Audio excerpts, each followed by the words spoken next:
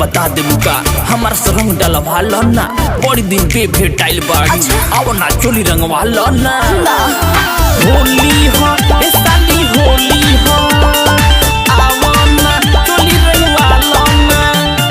फागुन में घरे आइल बाड़ू पहिला हाली भेटाइल बाड़ू हमरो से रंग लगवा लो ना हीरा हमार जुड़वा दो ना दीदिया के देवरू दीदिया के देवरू करावो जनी नजरी अच्छा तो का करी चोली के चीज हुईया रंगाइब नाही सगरी चोली के चीज हुईया रंगाइब नाही सगरी चोली के चीज हुईया रंगाइब नाही सगरी बुझलो सुन देखलो बानी जब से मन उठेला लहरिया देखलो बानी जब से मन उठेला लहरिया चोली के चुझुइया रंगब हम जबरी चोली के चुझुइया रंगब हम जबरी नामन बा चोली के चीज हुईया म्यूजिक बाय मुन्ना यादव चोली के चीज हुईया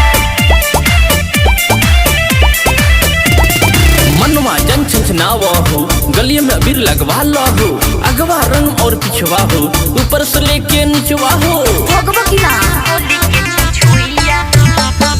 दीदिया के देवरू गाड़ावो जनी नजरी दीदिया के देवरू गाड़ावो जनी नजरी चोली के चीज हुईया रंगाई बनाही सगरी चोली के चीज हुईया रंगाई बनाही सगरी चोली के चीज हुईया चोली के चीज हुईया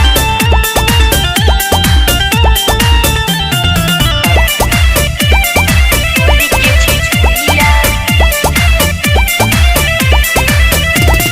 पीछा न हमसे छोड़ावा हो नीरा हमरा तू आवा हो लाल बन रंग लाल का प्यार का भागे लुका है हमसे फरका